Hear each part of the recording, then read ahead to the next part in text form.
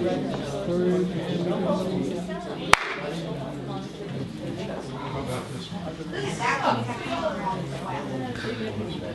clapper.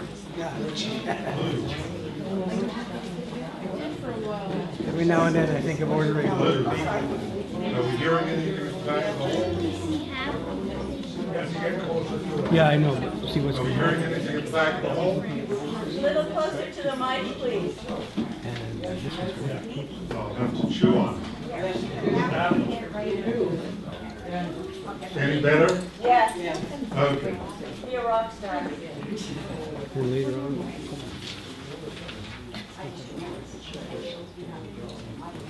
Hello, I'm Al Grant of Boundary Environmental Alliance. Some of our information is up on the tables at the back of it that you can look at. Thanks for coming, and thanks to those who organized this event. You know who you are, and the community should thank you. Thank you. Woohoo!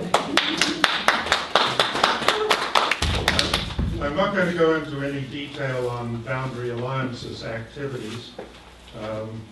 Perhaps the best thing for anybody interested in what it is that we do can go to our website, and there are some links up on one of the displays, and there are some cards on the table as well.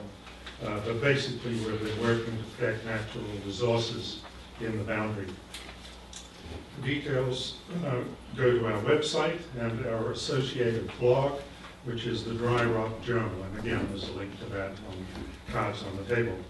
There are some collection boxes up on the tables at the back, and it would be appreciated if anybody can contribute in any way to offset some of the costs of setting up this meeting today.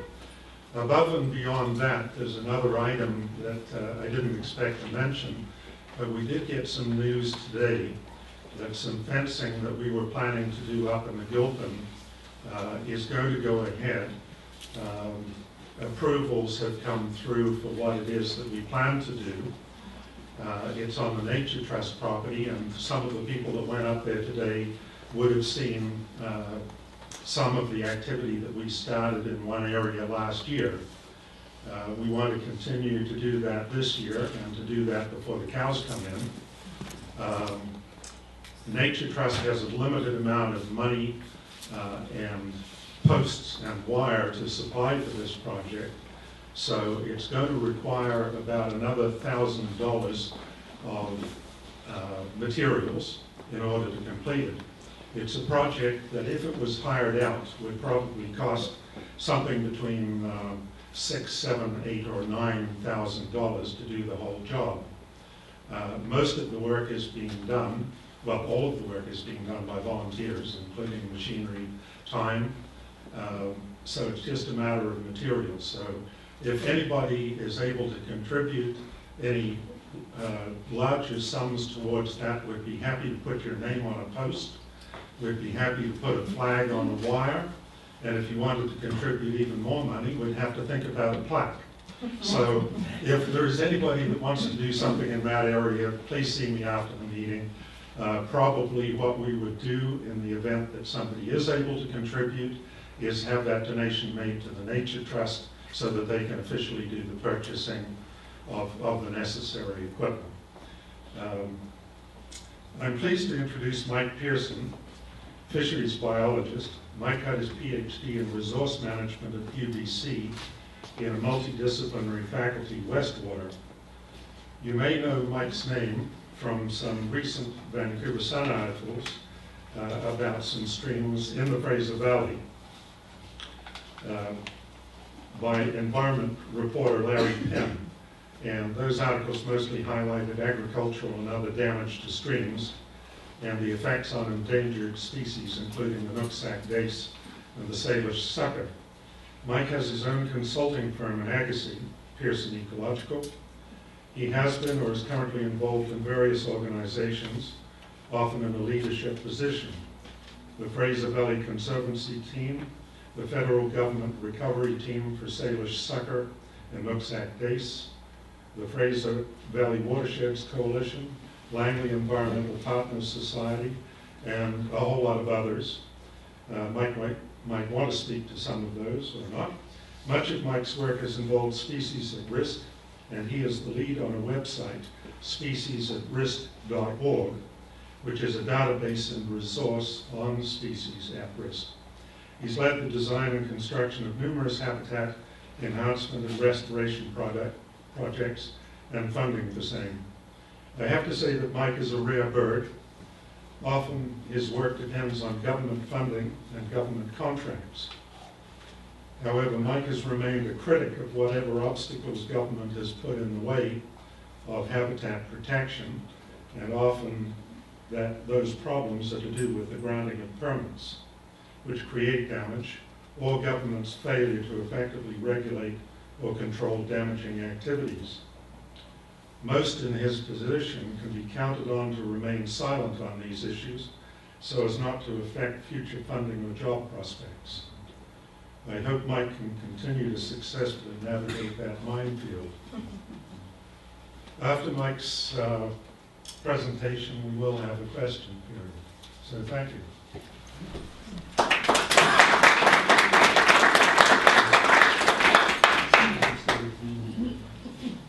Thank you very much, and good evening. It's a pleasure to be in Grand Forks, your community, and made to feel very welcome here. I certainly enjoyed the day with some of you today up in the Gilpin. The title of my talk is Agriculture and Water Stewardship. I'm just going to move this over here.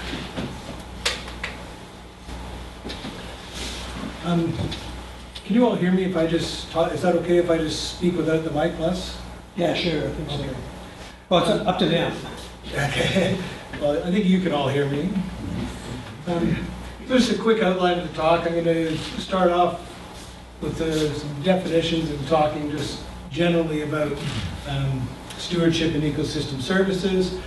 But most of the talk is going to focus on habitat, sort of, and break it into sort of three sections. What makes good aquatic habitat, what degrades good habitat, and once it's degraded, how do you bring it back? So this is, bear with me, there's just a couple of these slides, but I just wanted to some definitions so we're all kind of on the same page as to what we're talking about. So what is stewardship exactly? The first one here is the textbook definition and acceptance of responsibility for managing resources. It applies some kind of ethical responsibility. That's from a conservation biology textbook.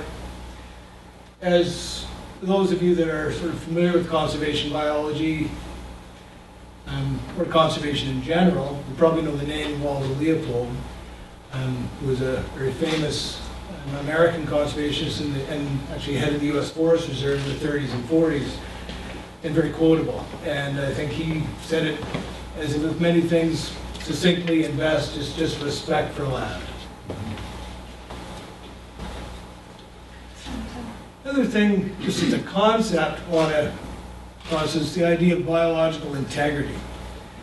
And that defined just the capacity of a landscape or an ecosystem to support and maintain a balanced system.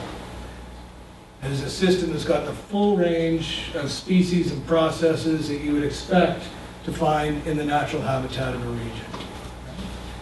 Now, if an area has biological integrity, it is very good at providing a whole lot of ecological services. And the ecological services, I think, are something that's being talked about more and are very useful in sort of conversations about sort of human interactions with the natural world, because they're talking about services to people, right? What does it do for people? Which a lot of people sort of get or understand. So it's, as opposed to sort of more abstract concepts about the intrinsic value of nature and all that, which is not to belittle that, but nature does support us in quite a few ways. So obviously water purification is a big one, which it does for free. Stabilizes our soil, preventing erosion for free. Wetlands, fantastic at preventing catastrophic floods, again, for free. economically important species. There's a couple of sockeye, which are a big deal in the Fraser Valley where I come from, but there's certainly, I'm sure, a lot of hunting and fishing that goes on in this part of the world. It supply grazing lands and groundwater recharge. All of these things are services that are provided by natural habitats and benefit humans. So when I talk about habitat, what exactly do I mean? So what makes good fish habitat in this case? This is the Chilliwack River, which is one of my favorite rivers in the Lower Mainland, the Upper Chilliwack. One of the things, and I'll talk about these or each more in detail, is spatial complexity. Just by that you want a range of water depths, water velocity, hiding places, just as opposed to just a wide open bowl full of water. Good water quality, obviously. Water quantity, there's got to be enough of it at the right time of year, not too much sometimes. And lastly, riparian integrity, which I'll get into all these in a little more detail. Riparian area, of course, being the land beside the water, which is, and that function of that and health of that riparian area is the most important thing to maintaining the health of the habitat in the water. Well, in spatial complexity happens at a few different scales, right? So you can give it at whatever the scale of maybe the width of this room, just a pool and a riffle, and sort of if there's a couple of logs across the stream at that point, like in the photo there, you can see that even at that scale, there's sort of faster water, slower water, deeper areas underneath the logs. And the wood provides a lot of that, right? Having wood in streams makes habitat. It's just fish or other animals can just hide behind the wood or in amongst it, but it also creates habitat in flowing water. So you've got a current coming and it hits a log, it gets deflected into the bank or down, so it'll dig a hole and you end up with a deep pool. And if you're fishing for a cutthroat trout, where are you going to throw your fly? In the deeper pool.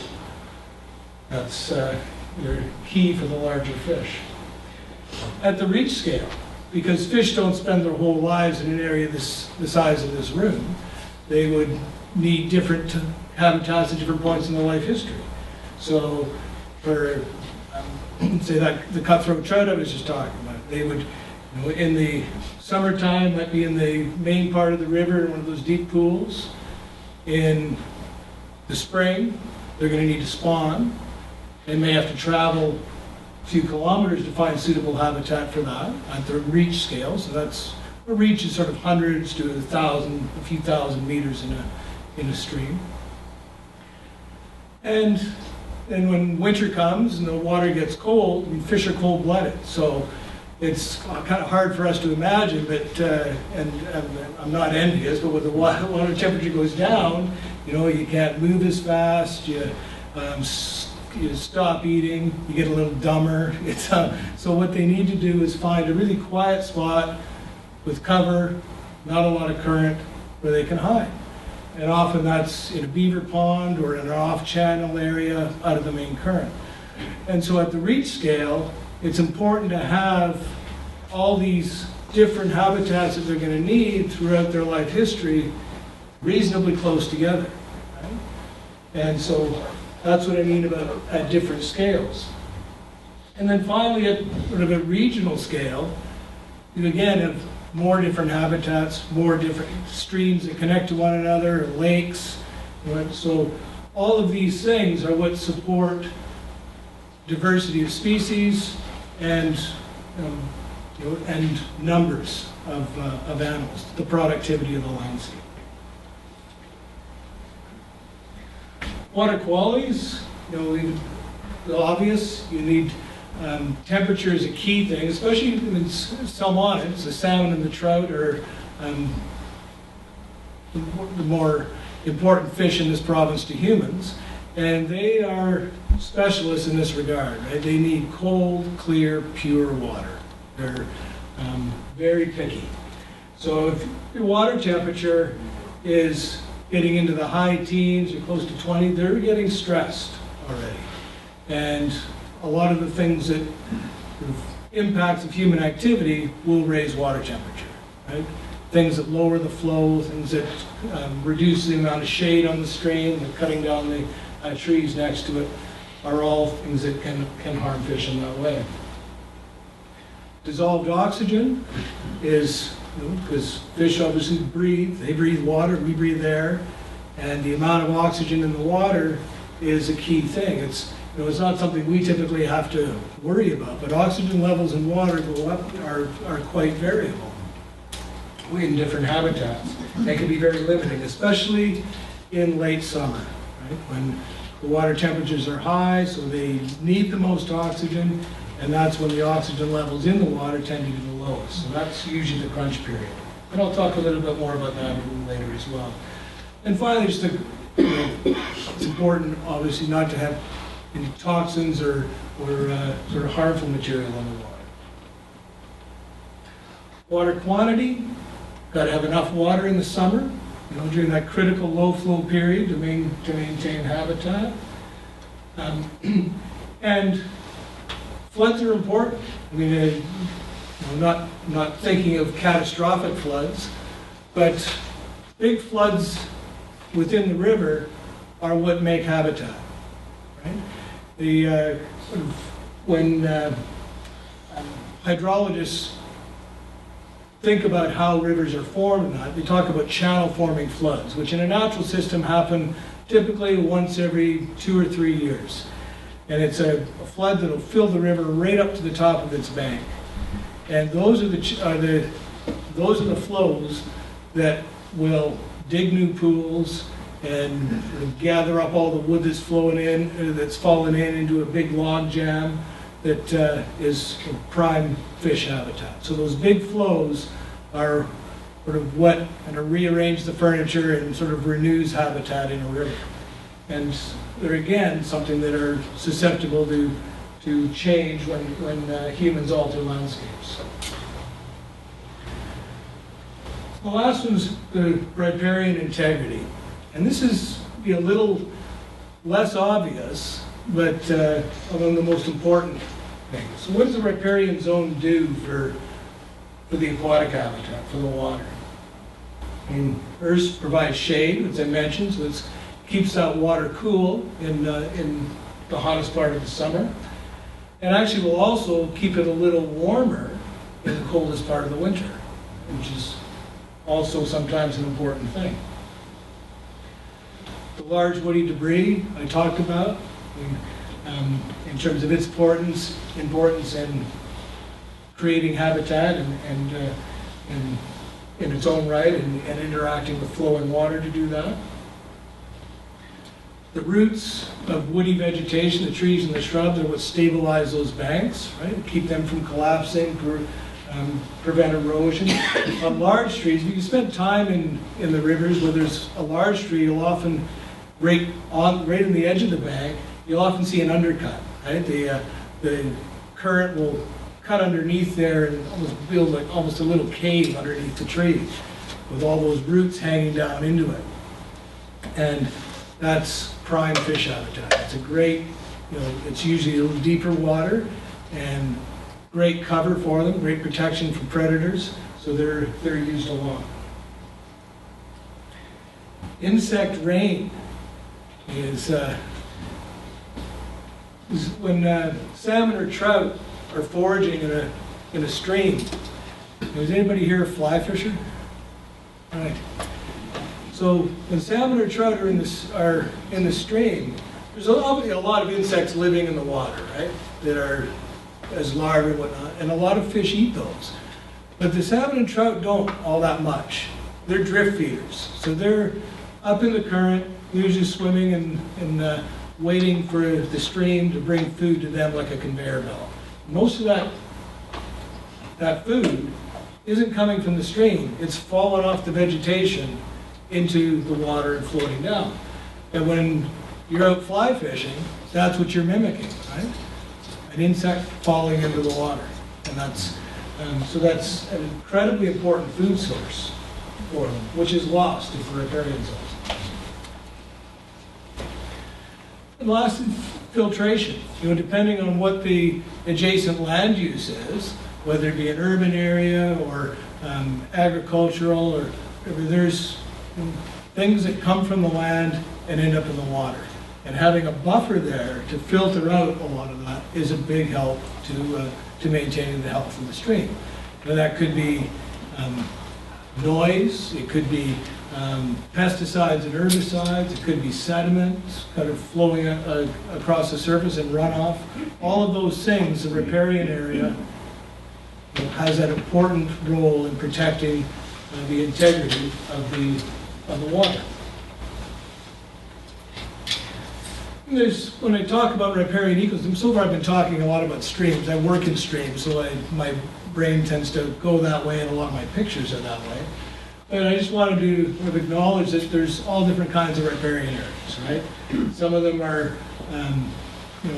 floodplains. They might have water some of the year, where riparian areas around little wetlands or talus in steeper mountain areas. So, sort of the crash course on habitat, and I'm sure we're all familiar with, at least in a broad way, about sort of how habitat can be degraded. And these are some just the ways that top left, that's near my house, where a farmer's clear cut tributary of the Miami River. Here are some hot springs. That's what this is, very near there. He's since built a barn on it.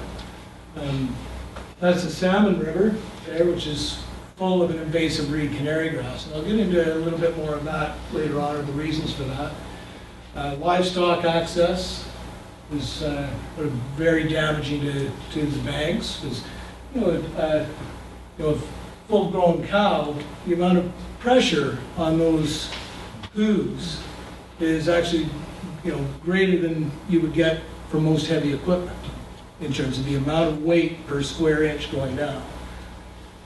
And certainly in urban areas, stormwater is a real source of toxic material into water. These again are all from the Agassiz area. That one I showed. This is some clearing beside McCallum Creek near Agassiz. All of these were reported to fisheries. This one actually got a little bit of action. He was charged under by the province. What he's done here is, you see it's a tributary to Mountain Slough, and it's now in a 200-meter culvert with blueberries planted on top of it. But he's been charged, has appealed it, and will probably be forced to pay a fine, but those blueberries are there to stay. He's not going to be forced to take those out. Erosion is, and you can see the impacts really clearly here of a lack of a riparian area. And it's not only a habitat issue, right? Like that's prime topsoil, which is, you would think, the most important thing that a farmer has. It's washing downstream. And again, all near the Agassiz area, but I saw the creeks on the way in here yesterday near Greendale that looked remarkably like that. It's very widespread. This is a picture from up in the open grasslands, but cattle access I talked about earlier on, so you see the impacts, especially on wet soils, right? Wet soils are very soft, and you get, they're easily disturbed, and you get large amounts of runoff, and then ultimately water that looks like that, which is not good for cows, it's not good for wildlife, and it's certainly not good for people.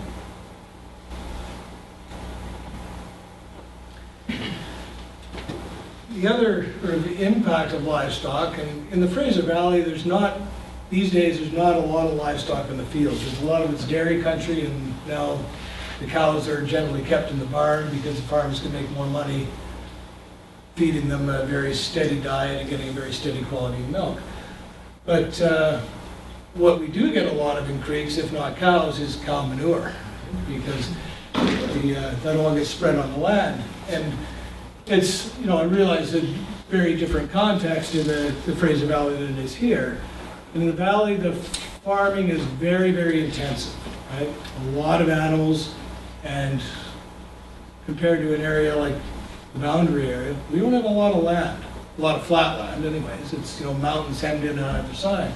So what's been happening over the years, as there's more and more animals in these barns, and the manure, is that there's no kind of link anymore between the number of animals and the land base. So when we think about spreading manure on a field, the traditional sort of view and the way it was done was there was, the farmer puts the manure on the field, that feeds the crops, harvests the crops, feeds the animals, and it's all kind of a nice closed circle. But we're way beyond that, so that that sort of cycle has been, that closed circle has been broken. And manure now, where I come from, is really a waste disposal problem more than a resource. And it's pretty easy to do the math on it. I haven't done it, but there's some, a group at UBC has looked at it pretty closely, just using census numbers, because farmers are required to report exactly how many animals they have. So it's pretty straightforward to figure out, okay, you've got X many cows, that's going to produce this many tons of manure in a year. These are the crops on the land, this much area. This is how much nitrogen those crops will take up. And if you do the math, you find out that in the intensively farmed areas, there's about 3 times as much manure going onto the land as the crops can possibly use. So the rest of it either runs off or goes into the groundwater and then filters through that into the streams. There's a lot of places in the Fraser Valley where people can't drink their own well water anymore because the nitrogen is too high. And the nitrates, really. And, as any farmer can tell you, what do you need to grow a good crop of grass? You need water and fertilizer and sunshine. So if you got a creek, you got water. I just described the fertilizer. And if you cut down the riparian area, you've got endless sunshine. And what you get is a thick crop of grass right in the creek. This is reed canary grouse, which is actually an invasive species, and it's the scourge in the lower mainland. It causes a lot of drainage problems, or from a human perspective, because it clogs things up. From a fish perspective, it's a disaster, because it physically fills up the habitat when it's really bad. And if you don't come along with an excavator to dig it out, which of course creates quite a bit of damage in itself as a process, that grass dies at the end of the year, and it sinks to the bottom and starts to rot. And when it rots, it's bacteria that are consuming oxygen. So it just strips the oxygen out of the water. So what we find is in the later part of the summer when it's hot, there's hundreds of kilometers of stream in the Fraser Valley that have virtually no oxygen, no fish. So here's one in the Salmon River. Notice this is May, so fairly early in the year.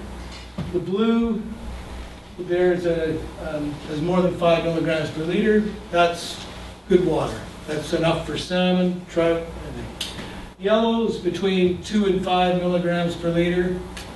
Getting a little, very stressful for the salmon or trout. Some of the other fish can hang on a bit better. The red, less than 2 milligrams, it's basically a killing zone. And that's August. And see, I just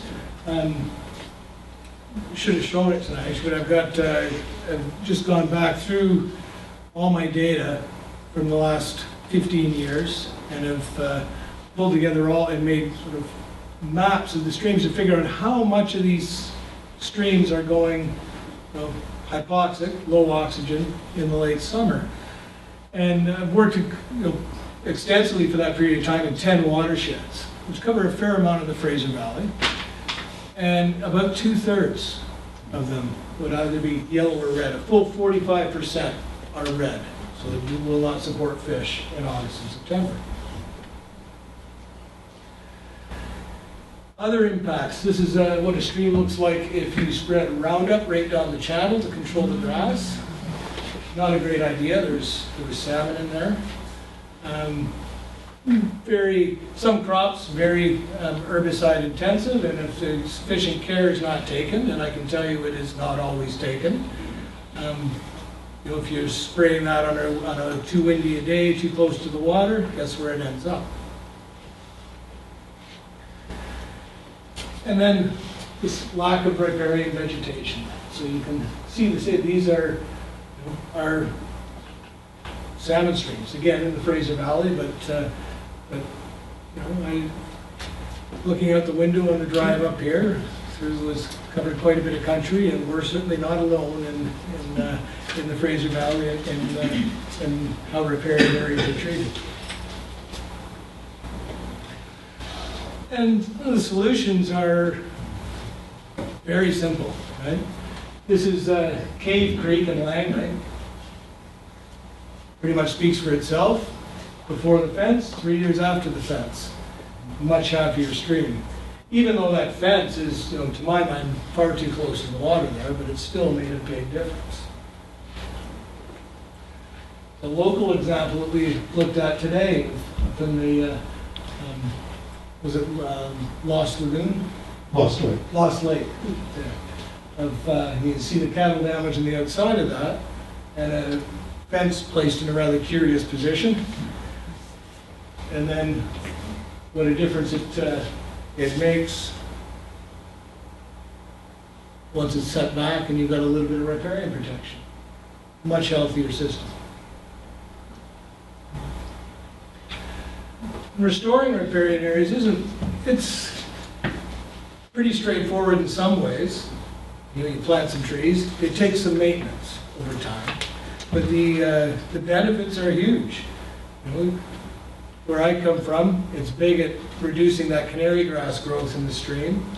Anywhere reduce the water temperature, as I mentioned earlier, provide food for fish, and protect the stream from nutrients, herbicides, sediment, whatever else wants to get in there.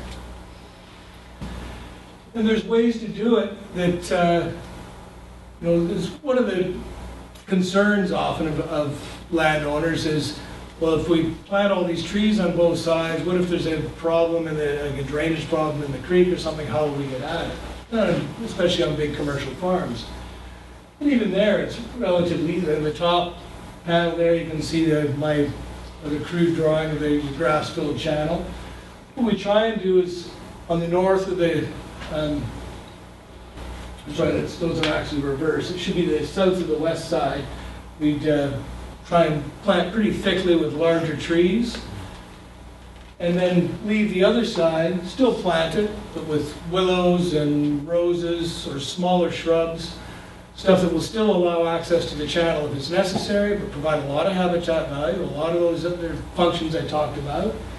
But if you do need to get in there, you can reach over them with an excavator, you can brush them off if you want. They're the kinds of plants that are just going to re-sprout on their own. So it's with a little imagination, it's pretty easy actually to design something that is going to be good for agriculture and good for fish, or whatever other wildlife is.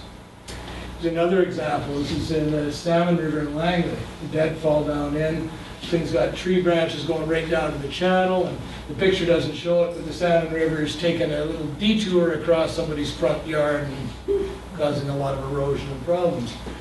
And in a lot of cases, this would have been dealt with by bringing an excavator and yanking out the tree, where I spent about an hour with a chainsaw, and the creek's back in its channel, and this is a fine piece of habitat. So working to keep the machines out and a little more time with sort of handwork and thinking about how I could do things in a way to minimize damage. Last, I want to about some larger restoration project. This is in Aldergrove Park. Some of you know the Lower Mainland fairly well. And this is actually the U.S. border here, so it's at 272nd and 0 Avenue, if any of you happen to know the area. And this is the main stem of Pepin Creek. I mean, this is quite a while ago in 1999. And you can see there's a series of north-south ditches running there. The one with all the arrows pointed to it was very little habitat value at the time. It was just full of grass and very deep, narrow channel. What it had was a fine flow of nice, cold, clear water coming out of the spring. And that's what we did with it over, well, it took almost 10 years, because and you're talking about your grant for fencing, and I know you've been at it before, and this was kind of like that too, right? You get a grant, you dig and you plant until you run out of money, and then you go away and come back again. So we did a series of wetlands, meandered the channel back through, and you can see some pictures on the right of what it looks like now there. This is just about to be open to the public as part of the park if you're down that way. And some of the approaches to try and, so this is kind of bringing it full circle, right? So we've looked at what makes good habitat, what degrades it, and how do you put it back? I talked quite a bit about wood. Right? So one of the big things in restoring habitat is putting wood back in the water. And not just the water. I mean, when I think of large wood or debris, it's like, an analogy would be one of the basic food groups for an ecosystem, right? It creates habitat, but it's also, that wood would be full of insects that birds are eating, and that are, there's all kinds of things happening. And you can imagine salamanders and small mammals growing underneath there. And if you do restoration, as is commonly done, by just, spending a lot of attention in the water, and then you just have this kind of flat riparian area and plant some trees in it, you're going to wait 100 years before you've got enough wood there to do. So that's not a clear cut. That actually used to be a broccoli field, and all that wood's been trucked in. This is an area that, to my mind, is just about ready to plant. So by putting all that wood in there, the idea is to jumpstart it by literally decades or even a century in terms of what that riparian area will support. And do other things, right? Like if you're in a mature forest and you sort of squat down and kind of look across the forest floor, it's never flat, right? Because there's tree fall, and there'll be a pit left where the root wad was, and it'll kick up a bunch of soil, and over time, as that happens, you end up with hummocks and divots. And I like this picture because it shows very well. This is in April, and you can see there's this is all created with excavators, and the wood's all trucked, is placed there. But what we've done is dig a little pit to mimic what would happen with the tree fall. Just put the spoil there beside it. But what you end up with is some complexity, right? That little hole will hold water for a couple more months, or certainly a few more weeks in the year. It will get used by some amphibians. The higher ground there, different plants will grow because it's going to be drier for most of the year, so you're getting more diversity into these things, which is really what you want to do when you restore habitat. The mistake that we usually make is, historically, is when we make habitat, we make it for coho, or we make it for, Salish suckers, or we make it for this or that. when really, when you're making habitat, you're making an ecosystem. You may be more interested in some species than others, but the coho are going to be a lot, or do a lot better if the rest of the ecosystem is healthy too, if it has that biological integrity I'm talking about. And so you have to take, to do a good job, a very holistic kind of approach and be thinking about frogs and insects and birds and everything else. Because in many ways, there's one sort of tenet in ecology is that we know almost nothing about how it works. And I'll quote Aldo Leopold again. It said, you know, the first rule of intelligent tinkering is to keep all the parts. And that's I think, good words to design by in terms of any kind of restoration work.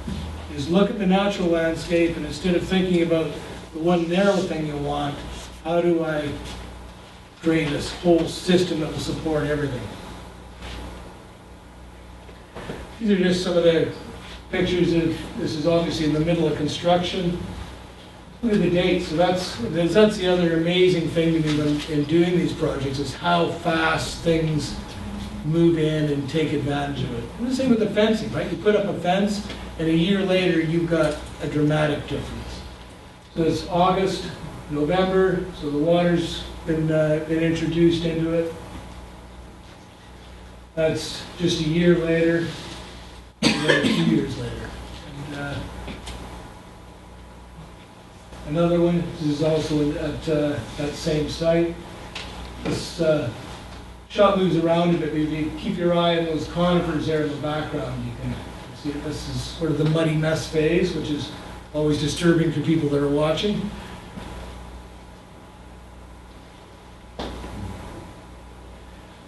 And it's any kind of restoration work is, I think, a great opportunity to build community as well. And I've seen, certainly seen some of that here, where there's, you're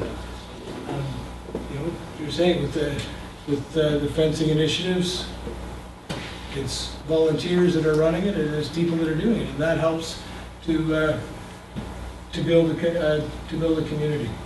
One thing we've done on private land with some success is the grants and giveaway trees. Even people that aren't that keen on riparian areas, everybody likes free stuff, right? So if you give away the trees to them, I think there's just some little part of their brain that says, it's free, it's free. And we can often get a lot more planted. The other important thing that's often left out of these kinds of initiatives is monitoring. Just going back and making sure things are working and things are all right. Is your fence still standing? And the beaver's taking down your tree? Is your water trough falling over? Did somebody turn the water on? All of that kind of thing needs to be, so it's a long-term commitment.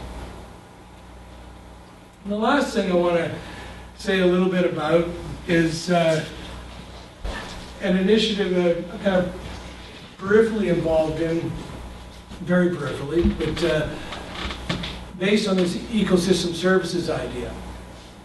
And so on private land, the idea is that on private land, there's all these public benefits for stuff, right? The water purification, the fish habitat, all of that.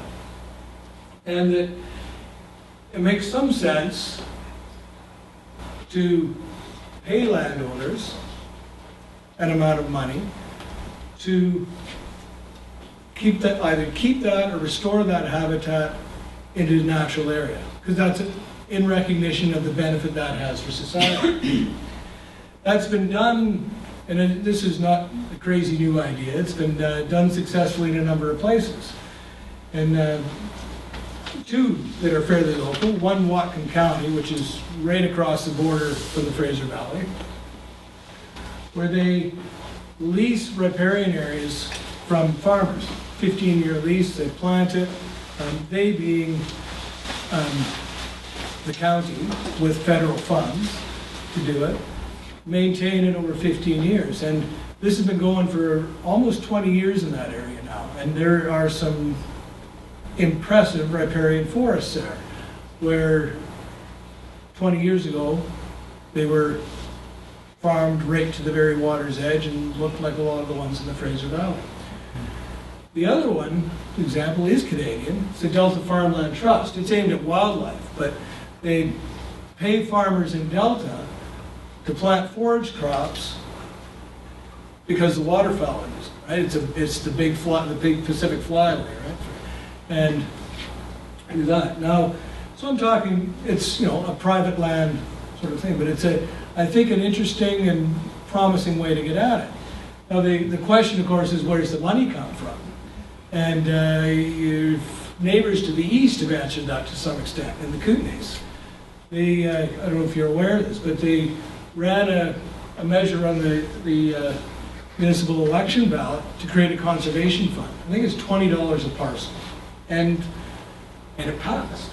So they've got several $1 million a year of a conservation fund. Some of that is going into this exact idea of preserving riparian area. And some of it is being led, in that case, by some of the Cattlemen's Association.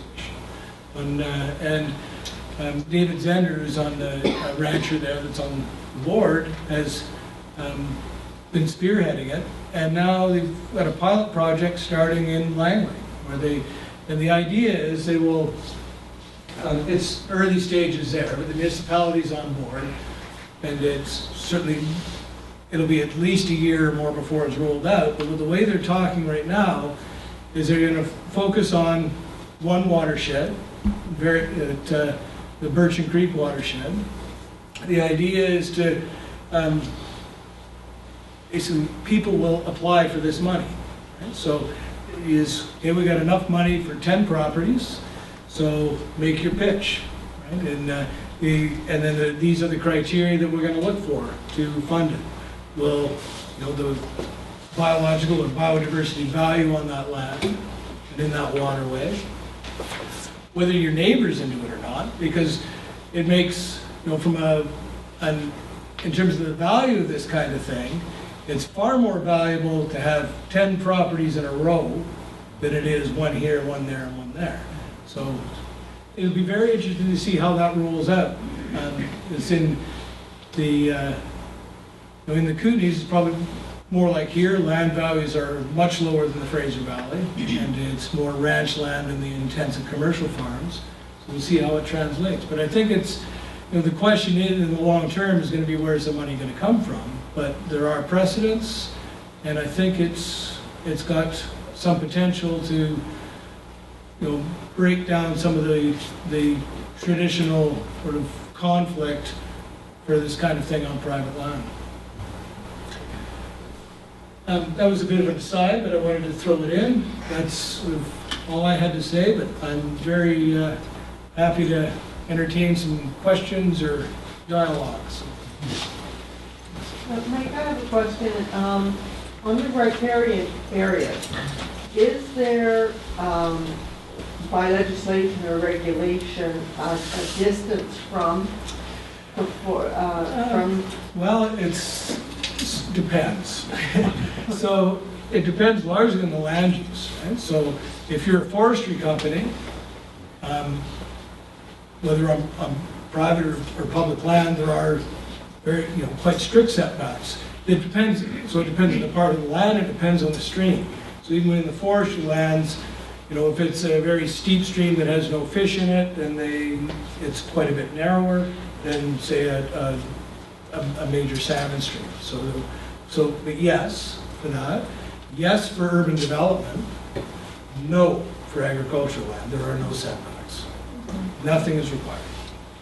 So, but it's in the Lower Mainland, you see this, that if a piece of land is farmed right to the edge, but if they manage to get it out of the ALR for development, setback, 30-meter setbacks. But farming has nothing. Thanks, Mike. I checked with our area representative of the RTKB, and apparently we do have a buffer zone from the river but the problem is we don't have enforcement. And so within the city, we don't seem to have the problem because we don't have agricultural city land, livestock in any case, that's on the river. But it's any of the ranches that we have that are coming up to the river, where we have situations where there's cattle actually in the river or a lot of erosion at the river's edge or runoff with cow manure. It's all in the regional district, and they don't, Okay. there's nobody to enforce it. Well, good for them for having something, because it's, say, I was thinking at the provincial and federal levels, but if the regional district, I'm a little surprised that they are able to do that. Well, he even- thinks that there is, but he thinks that it's the provincial government that's responsible. The province doesn't have anything. The reason I'd be surprised if the regional district can enforce something is the Right to Farm Act, right? Our municipal government can't pass anything that restricts this. So maybe that's not correct. I don't have the information, I don't know. Why wouldn't the provincial government put those restrictions in place? Excellent question that I cannot answer. Because agriculture's been a very powerful lobby group for a long, but it's, as I say, forestry's had to do it, developers have had to do it, and all in the last 20 years, really. So why not agriculture? I don't know. I would hope it's coming, but I've heard it talked about for many years, but nothing has ever happened. Yeah. Yeah, you mentioned groundwater recharging. Yeah. For example, in an aquifer, if water is taken out of an aquifer, does it just sort of return the next flood, like deep aquifer, or is it slow?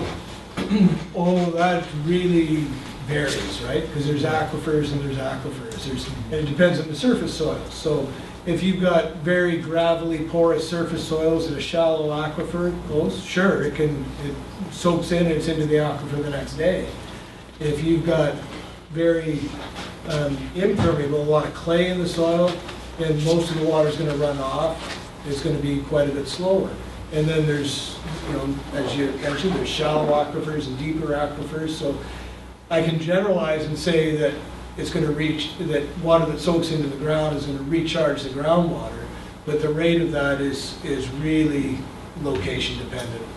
I was thinking if there was a situation where water is being used up rapidly, and you have to flood every year, which we have, is it illegal to run that water into the aquifers, or just to fill it up again? Or not? Well, if your soils are porous and not, then it'll just go in on its own. Now, forest land is actually the very best at doing that, right? Because its soils are typically kind of soft and not compacted. Like, if there's like livestock compact soil a lot, machinery, roads, anything like that compacts the soil, reduces the ability of it to soak up water. And the other thing that forest land has is trees, and they slow down the water, right? So it'll, it drips off the trees over a period of hours, so there's less runoff, it soaks in more. So, for example, in the Lakes District, or, the eastern Canada, apparently they're pumping the water out so fast that the water is going right down. Now, if they stop doing that, how fast would it get back? it depends entirely on the local conditions, the soil conditions. But yeah, there's a lot of places in the world that they call it mining groundwater, but a lot of places in the southwest U.S. too, where they've seen groundwater. Even in Langley, there's one of the aquifers that has dropped about 25 feet, right, in elevate underground, but they're taking it out faster than it's going in. You can't just leave it for a year and get it back. Well, it depends on the aquifer. So yeah, in some cases they'll recharge very quickly, some not at all. And generally, until catastrophe happens, people don't start pumping either. Mike, benchmark, Justice O'Connor's report to the Ontario government post-Walker. No domestic animal in water courses. Now, I don't know if it's a mandatory setback, I know it's, they claim they were working with landowners to get a setback. And I do think that probably obviously the benchmark for our country, would it not be? I mean, Yeah, I'm not really familiar with exactly what setback they've got, but I would say it's really a no-brainer, get the animals out of the water, right? but at least when we're preaching, we got one example in the country we can lean on. Yeah, but for sure. And it's, none of this stuff is news, right? I mean, that's one of the frustrating things about working in this field is that, you know, we could be sitting in this hall in 1940 with Aldo Leopold up here giving the same talk, right? But, and for sure, because this has been well known, all of the things I've talked about for many decades. I'm inquiring whether you know the situation in Canada, but in the States, water has been taken for bottling and the aquifers are lowered and the bottled water has left the country sometimes, so therefore it doesn't return. Yeah. So I'm kind of building on this question. Have you come across any problems where in Canada, or heard of it in Canada, where the water's been bottled or removed from the catchment area, and have there been problems about this? Well, you're getting a little out of my field, but there's certainly been issues with bottled water. There's been a big issue in Chilliwack with Nestle, and that was one of the big impetuses for them putting at least a price on water, right? Because Nestle was, you know, millions of liters of water that the public owns for free, putting it into bottles and selling it back to us for a couple of bucks a bottle, right? But I'm just thinking of the damage to the environment by removing water. Yeah, well, certainly it's, you know, potential, if you take more water than going back in, you're headed for problems. Doesn't matter whether it's for water bottling or you know, domestic, it's irrigation. doing that? They put a price on the water now under the new Water Act, but it's a shockingly low price. But, $2.25 per million liters. that's it. Yeah. Exactly. Yeah. Maybe they should look at Hans Schreier's work on virtual water. He's done a lot of reports on the various ways in which water leaves the The country. country, yeah. Yeah. Professor at UBC from the same department that he attended, and Schreier. Yeah. Yes. My turn? Yeah, sure. Thank you. I have more of a generic environmental biology question. We have been struggling for some time with the City Council installing water meters, radio frequency and electromagnetic frequency water meters. And the anecdotal information we have from other communities that have these microwave meter water meters is that the wildlife is affected negatively. People are seeing fewer birds, fewer insects, things like that. From an environmental biology perspective, could you advise us how we could set up either a data collection or a study or a pilot program to develop baseline models of what the wildlife, birds, insects are now and the impact, if any, when all these radio frequency water meters start emitting radio frequencies every 14 seconds? Probably not. I mean, just for a couple of reasons. One, I'm a little skeptical about they would have that much impact given the amount of radio frequencies we all have all around us all the time. And secondly, those kinds of things are very hard to tease apart, right? Like like your question about are they going to impact wildlife populations? Well, first, wildlife populations are being impacted by a huge variety of things. And so if you just measure the wildlife population before and after, how do you know what's causing it? I mean, that would be a very difficult difficult thing to do, I think.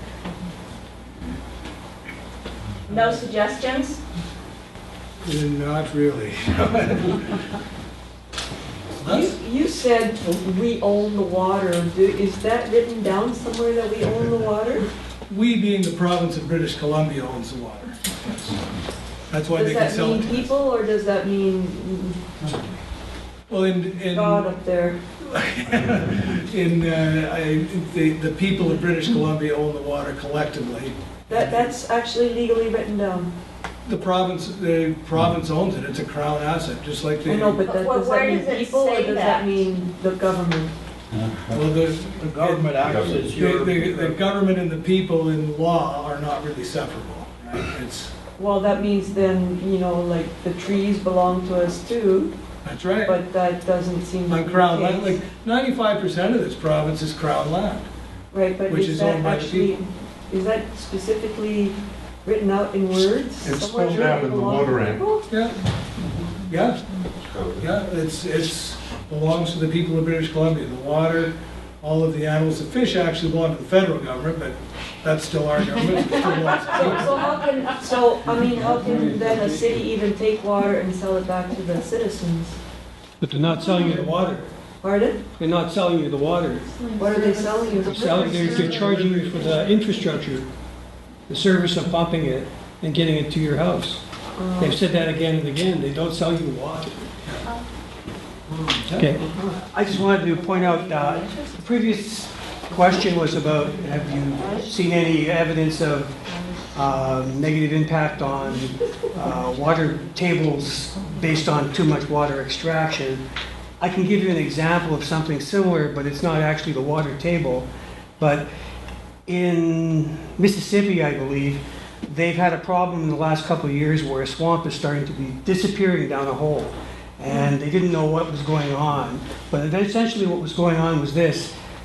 They were mining a salt dome underground hydraulically. And what that means is they pump water, they drill a hole into this massive underground mound of salt, and then they pump water down it, turn to brine, and pump the water out. And eventually they hollow out the dome, and they have to figure out how much of a wall they have left between the dome and what's not dome. And they made a mistake in this case. And the wall collapsed. And all of a sudden, the swamp, which was right next door, up on the ground, up above, hundreds of feet, started disappearing down into this hole and filling the voids. And there's videos of whole swaths of trees in the riparian area, or right inside the swamp area, disappearing before your eyes down into the water. Wow. There's an example from northern Toronto in Vaughan where they tried to run a large pipe sewer, directional drilled it, and they punched the aquifer, and they had it was just spewing out groundwater at a tremendous rate, and the local streams just started to sink and disappear and go dry. And a lot of finger pointing going on in terms of who did the environmental assessment, the geotechnical work, whatever, what have you. So they ended up having to try and mitigate for that huge amount of groundwater loss to provide that ecosystem function. So they're actually pumping water back into streams, and they're actually heating it up in the winter because it was too cold, and cooling it, and it was just... Sounds like a very expensive mistake. But it goes back to the gentleman's question over here in terms of you drill a hole into the aquifer, you pump out water, what's the recharge rate? And it's definitely not instantaneous. It takes thousands of years in some cases based on geology, right? Sure. So, I mean, it totally depends on the aquifer. And, and often and aquifers can be stacked too, right? They can be a shallow aquifer and then a deeper aquifer. I mean, there's places in the Fraser Valley where there's the top aquifer, but people that are drilling wells can't use that because there's too much iron in it, so they have to go right through that, through another layer of rock to the aquifer and the water a couple of 100 feet down to get decent water. In the Interlake region in Manitoba, they're having a problem with a big plume of a pollutant that's in the aquifer from the 50s and 60s from a place called Rocket Propellant Road, where they made rocket propellant for the missiles that they were launching into low Earth orbit in Churchill, because it was leaking into the ground and literally making a big bolus in the underground aquifer. So. best example I know of aquifers is a place called Wilcox, Arizona. In Wilcox, at the turn of the century, the farmers there hand dug all their wells into the aquifer. It was usually 35 feet. Now it's all drilled wells into the aquifer. It's anywhere from 180 feet to 240. Wilcox in that area is equivalent to the Okanagan around Wenatchee because of the elevation. And they grow basically the same things. They grow apples, pears, cherries, corn, wheat. Wilcox, until about 1950, was the largest cattle embarking area in the United States before Chicago took over. Now you go there and then they have to pump. I mean, it's just, the aquifer just dropped that much since the turn of the century, which is about 115 years. Places like Arizona and the southwestern states are the classic examples of that sort of mining the aquifer out there. There's some incredible examples. About the province owning the water, when the press release came out about the 225, they also included in there that the price charged for municipalities for water is going up as well as for farmers. So they do charge us for the water. They charge the municipalities, not the people Yes, individually. well, Yeah. yes, but they do charge for the No, but water. if you're a local actual farmer water. and you're pumping your own well, that'll be a meter. And that's your own cost all along, and you still have to meter.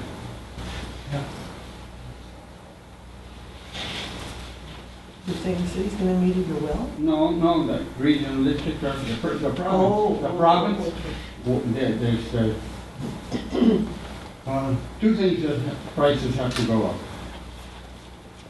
President Manning said that to the Conservatives. One is oil, and the other is water. It has to go high. Period. Well, that's certainly the way to encourage conservation, I guess. Yeah. I'm sorry, you were first. Well, this is just because of your professional opinion, there's a lot of talk about creating a reservoir for the Kettle River because the flows are so low in the summer now. So they create a reservoir from the water in the freshet and then feed it into the river to maintain an elevation of water. What's your philosophy on that kind of? Those kinds of things are fraught with difficulties, right? Because you build my fear of it would be that you solve one problem and create three others. Because you may increase your summer flows, and that would be good for people, maybe good for fish, good for irrigation. But then you've got a reservoir, presumably you've got a dam, so you've got, and you can try and mitigate it with impacts on with fish lives. It's never quite the same, right? And you've got temperature impacts, oxygen impacts often. So it's, it's, if you can possibly come up with a way to avoid doing something like that, then that's the way to go, right? It seems like the philosophy is that with global warming that there is no way that nature will naturally do it. And so we're going to have to create an artificial. Yeah, and global warming is a real wild card, and nowhere more so than in the world of water, right? So I don't know. There's no easy answer to that, but what I can confidently say is that building a reservoir will have impacts. Sure. Big White, up on the north end up there, that's one of their things that they're putting forward, is that when they dam the headwaters of the Kettle, that it will help those downstream. But I can guarantee that any water that they dam up there will go into golf courses and will not come downstream. Mike doesn't know the details of that particular one, but I'd sure like to address it. there's a whole lot of information on the Boundary Alliance website on that very question.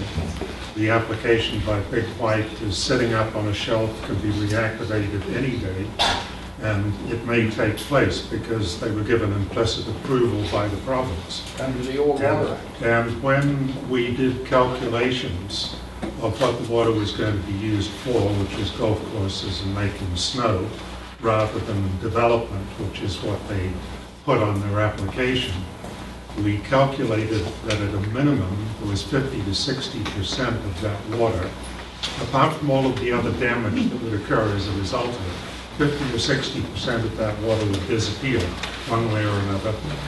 In the snowmaking process, it's lost as a kind of vapor. From various other things, it's lost to evaporation and transpiration. So the notion that it somehow would come back and refresh the kettle is completely and utterly misleading. And I'm pleased actually to hear Mike talk about dams as being a dubious prospect, because I think we're going to be hearing a whole lot about that very soon in this area.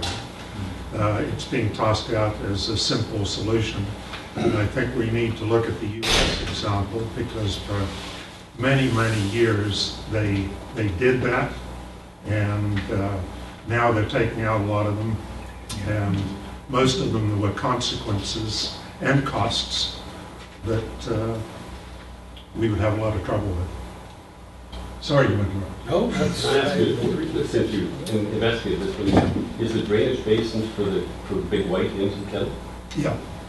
So Yeah. if they produce the snow onto the ski hill, Yes. that water would be returned to the kettle? No. No? No. About 40% in the case of spraying for snow disappears off into the atmosphere. There's more loss involved in the snowmaking process because, of course, they store it in ponds. So from the one spring to the next winter, it is being stored and it's evaporating, sometimes to a fairly high degree. So when you add the 40% plus the loss from the storage ponds, it gets right up there. So it's not all going back into the ground. Isn't the Kettle River an endangered river? It was listed for a few years as an endangered river by the Orca group. The Outdoor Recreation Council. Yeah. I still consider it endangered because there are several of these threats, like Big White, that still exist. They'll pop up one of these days. Well, the Ministry of Environment must still feel that way because they just closed down the kettle to fishing. One of the main reasons because of the degradation of the water quality. Yeah, they took, it was a few things. Fish, water temperatures that Mike was talking about, and so on. But one of the other things that happened with the province is that they've taken a harder look at the flows. That they really weren't very well up on the flows. And when we complained about the Big White issue and had a fairly big petition against that, the province really hadn't done its homework on what was happening with the flows. And they made a claim that whatever Big White took would have no significance at Midway.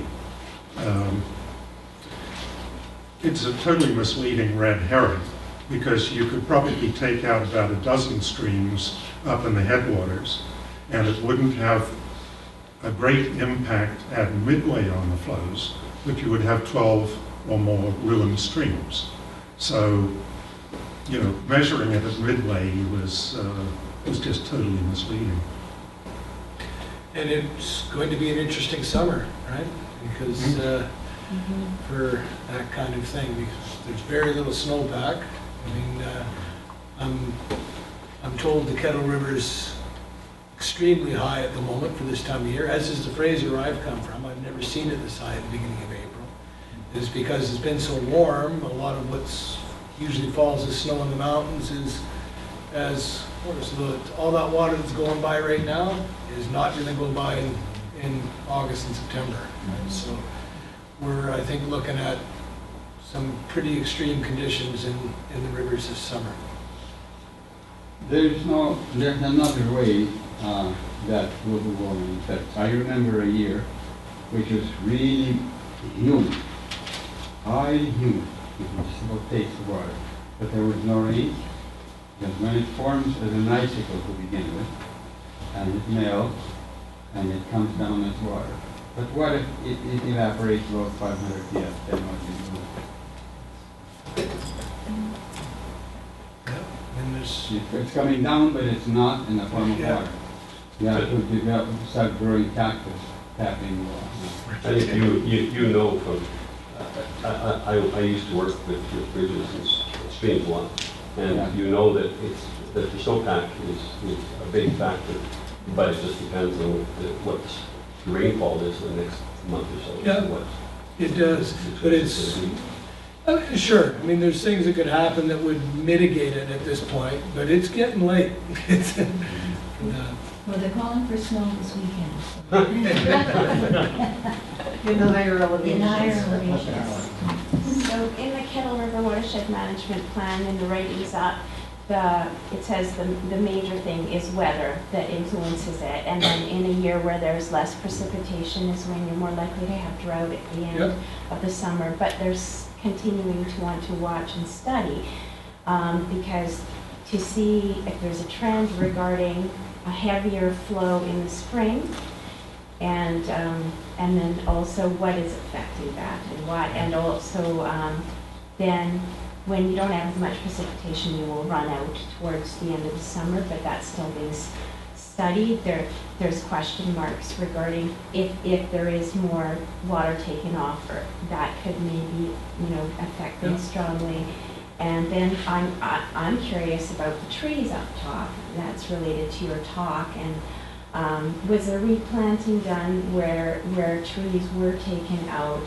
that's a big factor, right? 'Cause, Yeah, to slow things down. Because yeah. I'm thinking if the water melts quickly, then it's Yeah. very connected with things. There's less to come down later in the summer. Well, that's totally true. Like if you have, clear-cut areas will, your snow's gonna melt faster, right? So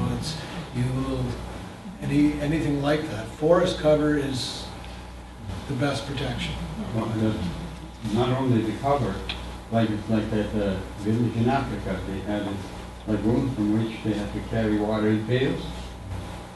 And then they bought a pump, and they started pumping the water, and to pay for the pump, they cut the trees. What they didn't know was the deep tap root of the tree brings the water up, and its little rootlets that emits it near the top, okay? So it can digest the food. And the escaping water was still in the lagoon. Period. So all those trees were water storage for deep, tapping deep into the water along the way. And we could depend on them at that time. So they had a pump, but nothing to pump after that. Exactly. We're in a similar situation. I'm curious, Mike, now there's talk about maybe replacing lawns with other plants. But I'm curious about the water cycle and supporting the aquifer drainage. Is there any problems with doing that? Like when things are green, they're lush, there's a cycle, right? With changing the plants, is it all going to be okay? Do you know about that? Well, I mean, I'm no expert on that, but if you're watering your lawn, you're using water, right? Some of it's going to soak back in, but some of it's not. If you use plants that don't require you to put water on them, that's a good thing if you don't have enough water. So, yeah, replacing lawns with native vegetation that doesn't require water is a very good move. So, as long as you've got vegetation, it's important to have vegetation and not desertification, right? Yeah, Yeah. but the environmentally, the friendliest thing you can do is use native species that are already adapted to this area, that don't need a lot of extra water and a lot of extra care, right? Because they just grow here. And they're the best land cover there is. No, I'm not suggesting that nobody can have lawns, right? I've got a little, But the reducing the size of them and in general, increasing the amount of native trees and shrubs in the landscape will benefit water conservation, it'll benefit wildlife populations, it has, all of those things. So the proper riparian area coverage and fish habitat, do they mitigate the effects of evaporation on overhead streams, or? To some extent, sure, because if you've got a shaded stream without the direct sun hitting it, your evaporation levels, or lake or wetland or whatever, your evaporations are going to be, rates are going to be lower. I mean, it's a little more common because the trees will also get transpire water, Right. but in general, riparian areas are going to be good for that.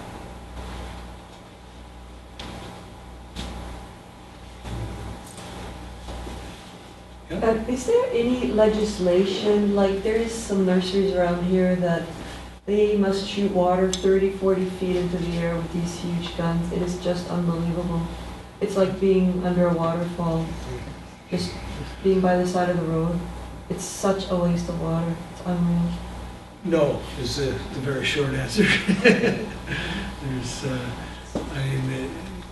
now they're sort of talking about water pricing, which will presumably reduce some of the larger users, the amount, but up until now, there's still no restrictions on what you can use water for or how you use it, or no. I think you'd probably agree that what's more important is being sensible. She's talking about using those big water cannons. Well, Yeah. we need to produce these plants and whatnot for an economic benefit. But maybe drip irrigation is less.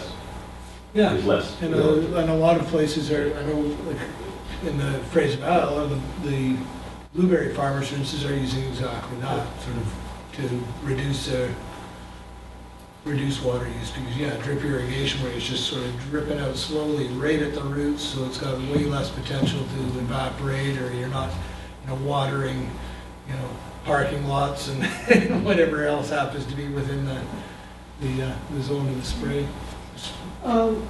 It's my understanding that 3% of the Earth's water is potable. That's probably high, High, and if we don't start conserving and managing our water consumption, by 2050, there isn't going to be enough water to irrigate for our food.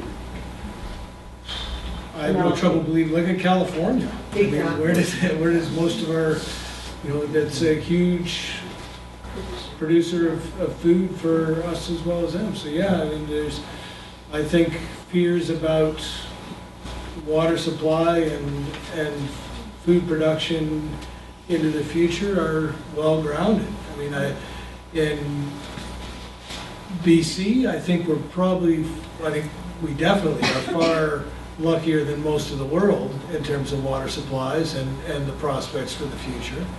But at a global scale, it's, I don't think it looks very good. I'll jump in with a comment on that, because going back to UBC again, and Hans Schreier, who I mentioned earlier, he's done a lot of work on the Okanagan, and that work is showing who's using the water, what the crops are that are growing there, and what the consequences are economically of using certain amounts of water. And what that's showing is that if you, for example, and the Okanagan is typical, and we're not so different here, huge amounts of water going for growing hay, which is a low-value crop, to feed animals that convert that food at a very low rate compared to any of the other food groups. So it's just one example, like the trees that are being irrigated, that are huge consumers of water, and the economic reward is very, very dubious. The best example of changing methods of irrigation is in Colorado. In Colorado, you don't even own the water that the rain that falls on your roof. You cannot collect it in barrels and use it. It has to run onto the ground and be absorbed. The ranchers in Colorado switched over to downhead sprinklers because on the head of their big rotary, and some of them are big, 3/4 of a mile they go around, is a meter. And they pay for every gallon of water that they take out of the ground to put onto crops. They used to have sprinklers that sprayed up. Now they have them right down close to the crop. They all spray down because they can't afford that evaporation anymore. And if you go to California, California's, the Imperial Valley is having a major problem with salt in their soil. And you can go down there and see hundreds of thousands of acres that's nothing but white because the soil cannot grow anything anymore. Other places, you'll see what looks like 100,000 acre lakes, but they're not. They're having to put water in there to let it seep into the aquifer again. And that's required by law in California now for all of farmers. So the farmers have to buy up this land or this land that isn't being used and then put water back into it. It's quite interesting when you go down and talk to the people. My understanding from reading is there's 3 things for available clean water. One is you got to be careful not to take too much out too quickly to disrupt things. But then desertification affects availability of the water, so you need to have your trees and your growth, right, to keep the water there. And the third thing, which you're also talking about, is pollution, right? You got to prevent the water from being polluted. But looking at California right now, they're putting restrictions on residential use and farming use. They want them to decrease by 25%, but they're not decreasing the use of frackers and those in the oil industry. And they're stating that even though California is known for food production, they're saying it isn't where they get the most economic benefit from farming. And by the way, in the Watershed Sentinel, it said that in BC, our government is talking about fracking more than has been done in all of Canada before. Just so we kind of know some of the different things going on. Enormous amount of water. I'm no expert in it, but it's so lots of issues. worrisome. Now, we can do more than we have been doing as far as protecting the water. There's something that hasn't gotten much press attention, and that is we can cut down on our reliance on how many things we purchase and short life things. So if we buy quality things that last longer, we buy less things, and we're decreasing our footprint and contribution to the pollution or how much oil that we need to take That's a out of the good point, ground. because pretty much everything we own water was used in its production. Yes, and pollution as well. Yeah. So you've seen a number of the streams in your visit to the area, in this area here. I'm curious, how do we stack up as far as riparian areas?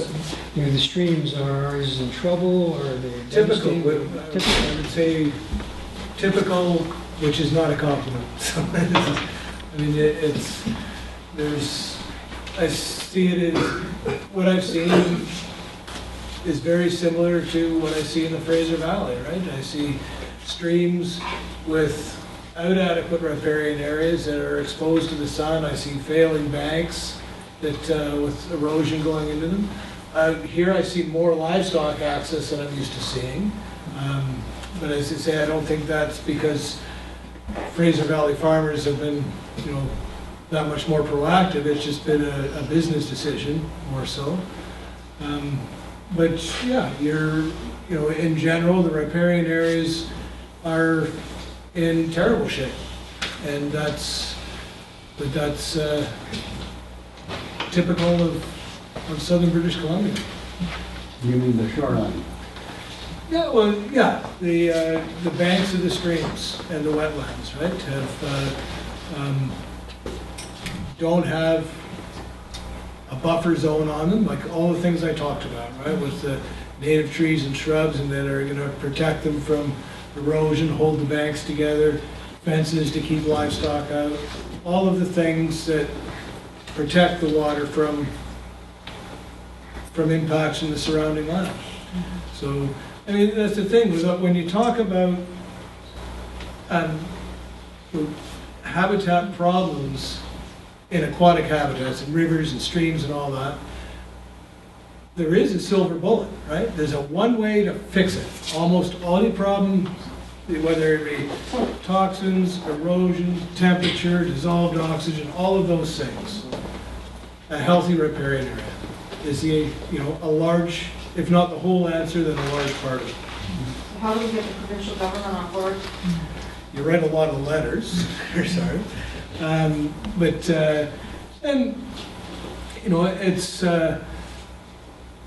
and it's not just the provincial government either, right? It's people, it's landowners and people taking, understanding the impacts that are happening.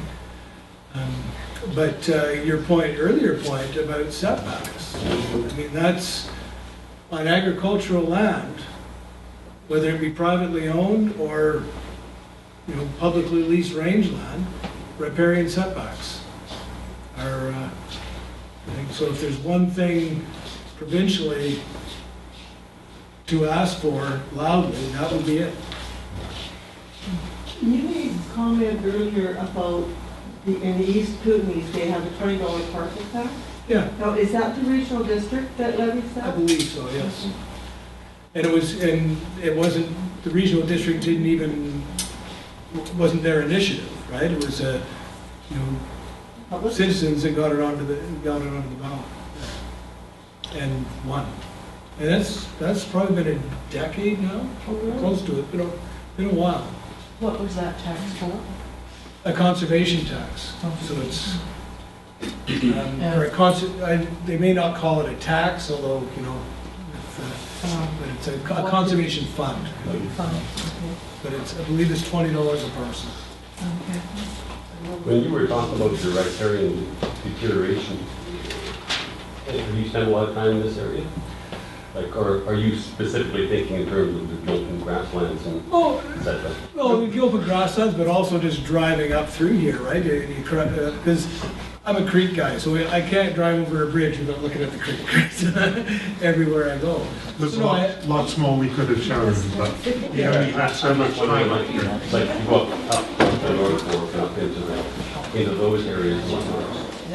There isn't a heavy concentration of cattle, et cetera, so there's deterioration. I wondered if you were talking more about the strip of land that.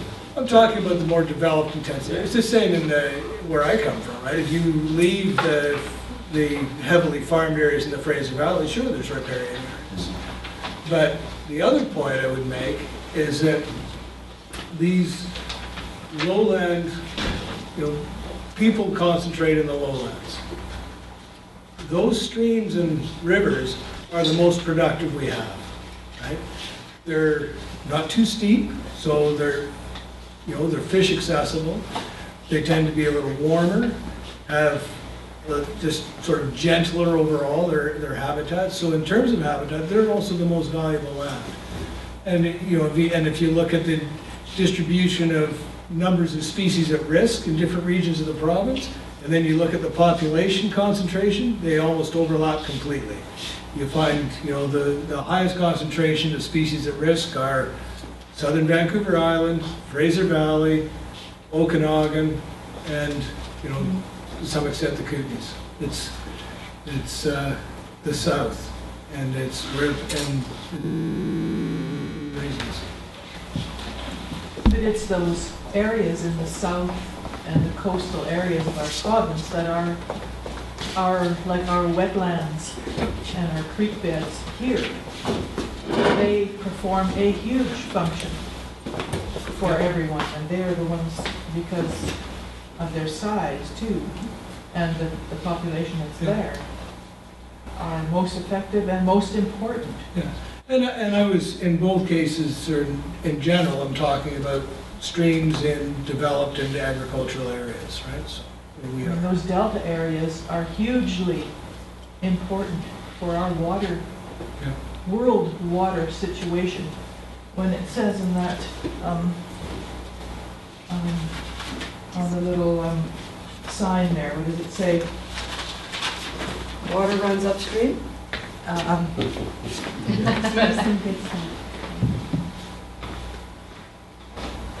We're all downstream. That's huge. Not only is it here, but if you think worldwide, we're all downstream because the water cycle affects the whole, not just here, but the whole world. So that's huge. Well, tar sands. Yeah, well, never mind, yeah, remember that, but that statement can be, if you just think a little bit about it, so globally. So we were talking about lower mainland area, that delta area, all those coastal areas fit into that. That's water, land interaction there. Yeah, and that's, that water land boundary, Yeah. whether it's riparian or wetlands is, It's huge. And the other thing I'd say about sort of waterways and riparian areas is that you can think of them as like the circulatory system of a landscape, right? That's where, water it's how water moves through the landscape, but it's how nutrients move through the landscape, it's how animals move through the landscape usually. It's like the blood. Yeah, and so it's compared to the area that they take up in the landscape, they are, just vastly important. We all have to realize that we're parasites on the planet. If you look at the planet, and if you look at a moose that's covered with lice, okay, the effects are the same. Well, I'd say the first law of being a successful parasite is not to kill the host. Right, we're killing yours. Okay. Now, a question. Is it true, I've heard that in building the big dams on the Kootenai River, actually the water rights were sold to the states. The water rights are not on it. Which river, sorry? I think you're probably talking about Columbia or? Yeah, there is an international treaty. There's an international treaty on the Columbia. I think it's being renegotiated at the moment, actually. So I don't think it's that simple, but there is some truth to that. I mean, we're at the whim of what's required downstream. Right. I mean, there's several parts to that. There's the flood control part under the treaty. We've got 3 treaty dams in Canada that regulates flood control, so Portland doesn't get flooded. But there's also the spin-off of that is the irrigation piece, Lake Roosevelt, which feeds, I can't remember the name of the lake, but a lot of that water gets pumped into apple orchards and stuff into Washington. So there's several bits to that, but the back end of that is the environment. Took a back seat when that treaty was negotiated, right? And that's what's up for discussion now, is environment should be front and center, not just power production and irrigation and flood control. So There was an economic decision that was made between Canada and the United States. Sure. But the Americans pump water into a thing called Banks Lake. And Banks Lake is, 17 miles long, mile wide. And from Banks Lake, because it's up high enough, they can use natural flow to go to all the orchards and around Wenatchee and all over. They don't have to pump out of the Columbia, it's just natural flow from Banks Lake. a big water tower. Oh, yeah, you should see the pipes that come out of Lake Roosevelt right at Grand Coulee Dam that go up and feed that lake. Yeah. It's just Well, something that's we're probably standing there. asking a little bit too much of Mike to solve all the problems Oh, in the US, as well as address the other ones. So we can probably wrap up in a minute, unless there's a vital question or two. Well, I just want to make a comment. You want to go ahead? That's okay. Okay, I want to make a comment about conserving water. Meters might help, but meters do not have to be the answer to conserving water. They are not and do not do that of them in and of themselves. There's many other ways to do this. We can use low flush toilets. There are low water use washing machines. There's all kinds of things, xeriscaping. You do not need meters to accomplish this end. And the other thing, I think, since this is a water issue, world, which includes water issue, is that we have to be very careful that we don't do things that promotes and allows the governments and the other powers that be to take it, to privatize our water. Our water should be held and must be held in the commons. That means by us. If we lose control of that, there are many, many scenarios around the world where that has happened.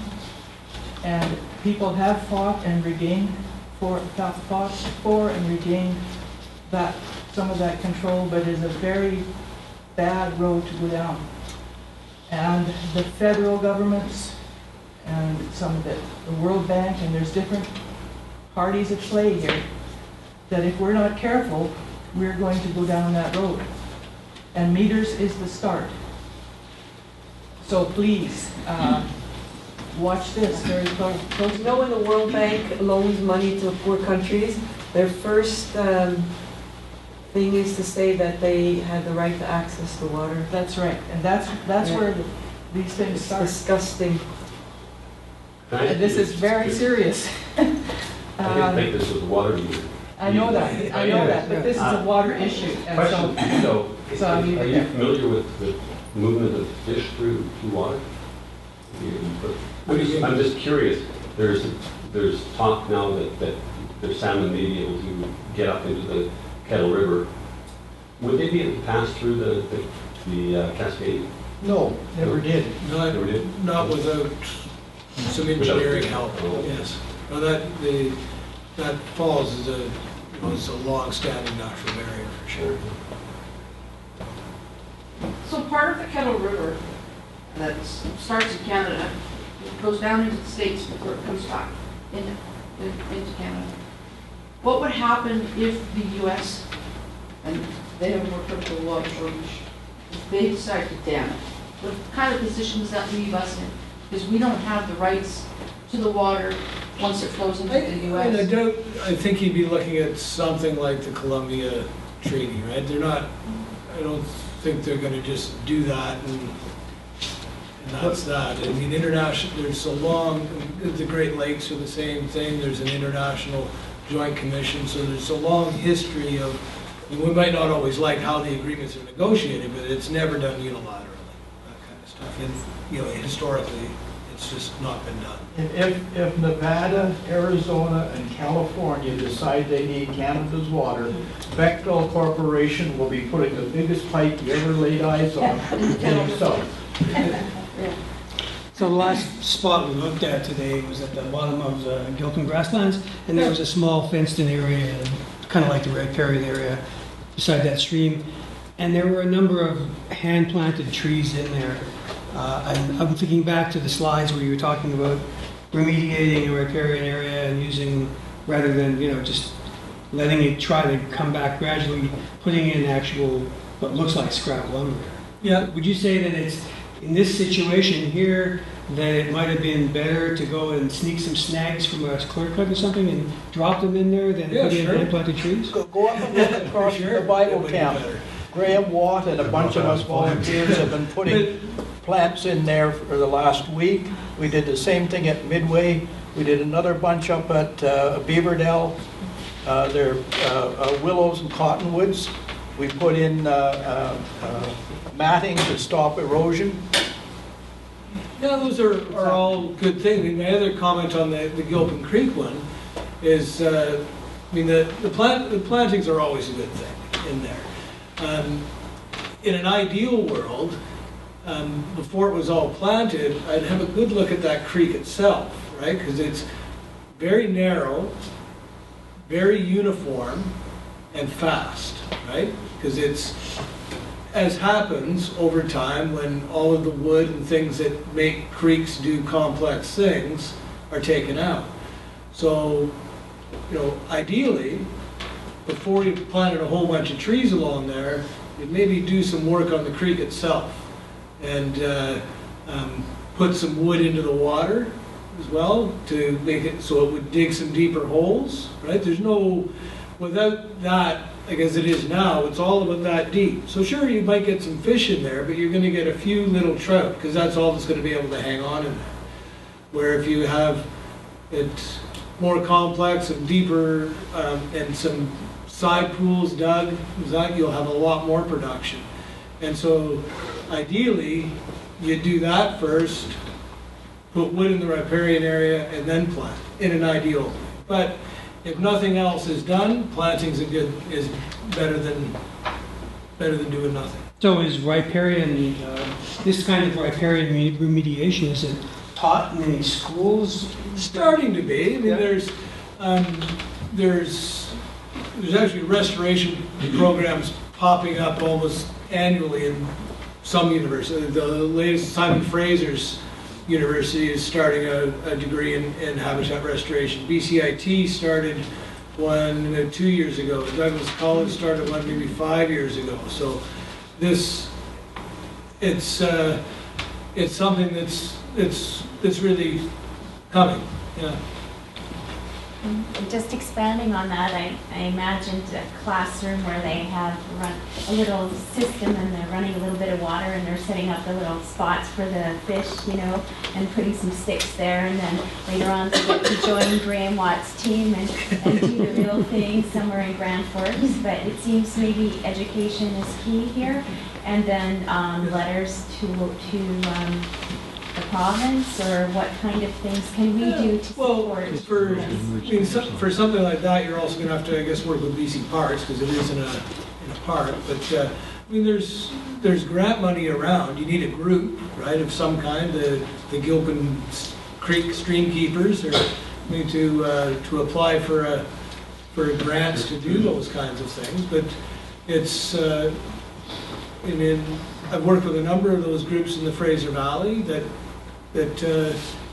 that's what they do. They get money and they restore creeks. They do a lot of planting, but they also use excavators and get truckloads of logs and stumps brought in to do it. And there's a wealth of knowledge out there on how to do those kinds of works, and there's money for that is never flowing free and easy, but there's some of it out there that can be. So, I mean, in that one, you need to deal with parks and try and get them interested, and I mean, I obviously can't speak for them, but I have worked with other Metro Vancouver parks and municipalities and that, and especially if you can come to them and saying, if we get the money and enough volunteers, can we improve this creek? The answer is usually yes. There's often some bureaucracy involved, but if creek restoration, I think is quite one final one from Mel, and then we'll new wrap up. curriculum for the schools extols the wonders of LNG. Yes, Okay. it does, actually. They've got a right. special course on big machinery. That's right. Yeah. I do have a question for you. Do they spray the roadsides down on the coast? Is there like a big program for that? Municipal roads, not municipal roads very much, I don't think. The railways certainly do. But not along the highways and the country roads? Not the country roads, no, it's mowing, generally. That would make the blackberries poisonous. Can't have that. Yeah, big boom mowers usually. That's what I see. Well, we'll wrap it up there. Many thanks to Mike. Thanks to Les. I forgot to mention him earlier with all your written work.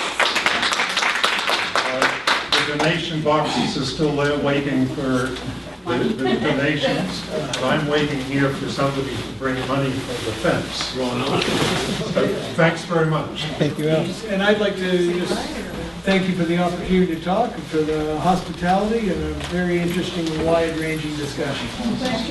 Thank you for coming.